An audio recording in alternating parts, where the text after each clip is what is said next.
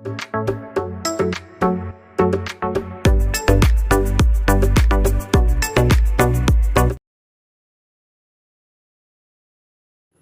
Morning, ഏവർക്കും study Nifty മലയാളത്തിൻ്റെ daily market ന്യൂസിലേക്ക് സ്വാഗതം. ഇന്ന് ജൂൺ 1 തിങ്കളാഴ്ചയാണ്.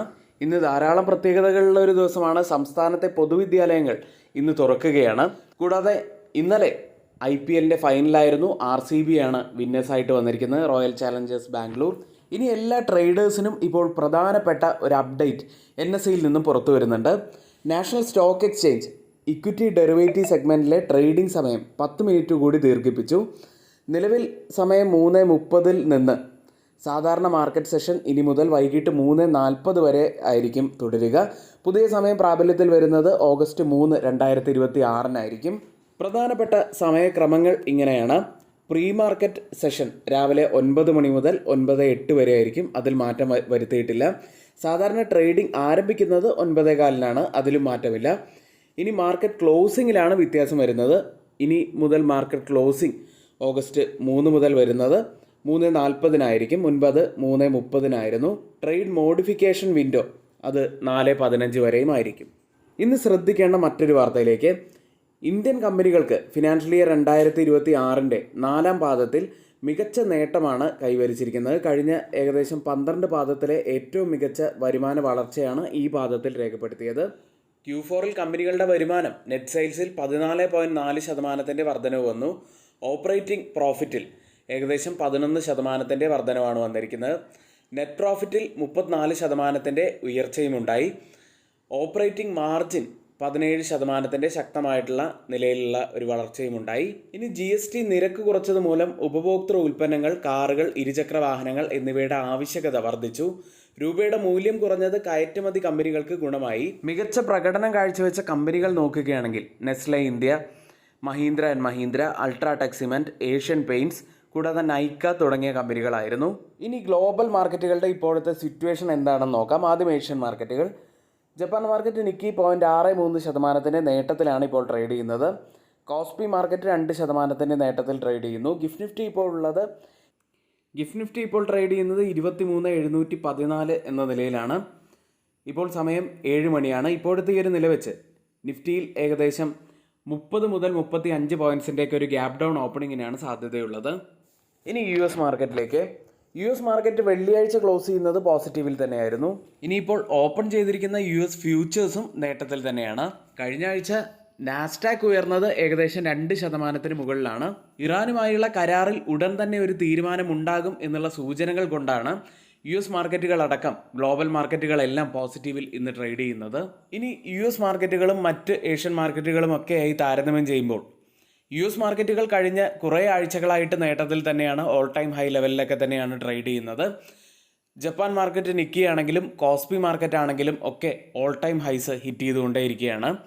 പക്ഷേ എന്നിരുന്നാലും ഇന്ത്യൻ മാർക്കറ്റ് ഇപ്പോഴും ഓൾ ടൈം ഹൈയിൽ നിന്നും എത്രയോ പിന്നിലാണ്. അതായത് അത് സൂചിപ്പിക്കുന്നത് ഇന്ത്യൻ മാർക്കറ്റ് ഇപ്പോഴും ദുർബലമായി തന്നെ തുടരുകയാണ്. നിഫ്റ്റിയും ബാങ്ക് നിഫ്റ്റിയെയും കുറിച്ചും കൂടാതെ മറ്റ് ബ്രേക്കൗട്ട് തന്നിട്ടുള്ള സ്റ്റോക്കുകളെ കുറിച്ചൊക്കെയുള്ള വ്യൂസ് നമ്മൾ എല്ലാ ദിവസവുമുള്ള പോസ്റ്റ് മാർക്കറ്റ് സെഷനിൽ പറയാറുണ്ട്.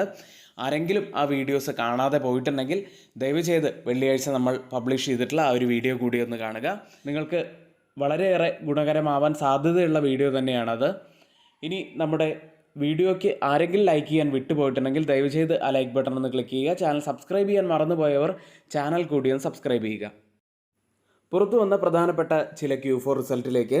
ആദ്യം ഇന്റർഗ്ലോബ് ഏവിയേഷൻ. ലോസായിട്ട് കമ്പനി റിപ്പോർട്ട് ചെയ്തിരിക്കുന്ന 2,536.9 കോടി രൂപയാണ്. കഴിഞ്ഞ വർഷം ഇതേ കാലയളവിൽ 3,067.5 കോടി രൂപ ലാഭത്തിലായിരുന്നു കമ്പനി ഉണ്ടായിരുന്നത്. റവന്യൂവിൽ 1.3% ഇടിവും രേഖപ്പെടുത്തി.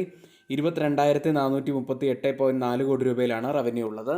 ഇൻഡിഗോയുടെ നഷ്ടത്തെക്കുറിച്ച് പറയുകയാണെങ്കിൽ രൂപയുടെ മൂല്യത്തിലുണ്ടായ കുത്തനെയുള്ള ഇടിവും തൊഴിൽ നിയമങ്ങളിലെ, അതായത് ലേബർ ലോയിൽ വന്ന മാറ്റങ്ങളുമാണ് ഇപ്പോഴത്തെ ഈ പ്രോഫിറ്റിൽ വലിയ ഇടിവുണ്ടാവാൻ കാരണമായത്. ഇനി റിസൾട്ടുകൾ ബ്ലൂംബർഗ് എസ്റ്റിമേറ്റുകളെ മിസ് ചെയ്യുന്നതായിരുന്നു. മറ്റൊരു കമ്പനി ഗുജറാത്ത് ഗ്യാസ് ആണ്. നെറ്റ് പ്രോഫിറ്റിൽ 11 മടങ്ങിൻ്റെ വർധനവ് രേഖപ്പെടുത്തിയിരിക്കുന്നു. 351.2 കോടി രൂപയിലാണ് പ്രോഫിറ്റ് ഉള്ളത്. റവന്യൂവിൽ 9% ഇടിവാണ് വന്നിരിക്കുന്നത്. 5,791.8 കോടി രൂപയിലാണ് റവന്യൂ രേഖപ്പെടുത്തിയിരിക്കുന്നത്. മറ്റൊരു കമ്പനി കോൺകോഡ് ബയോടെക് എന്ന കമ്പനിയാണ്.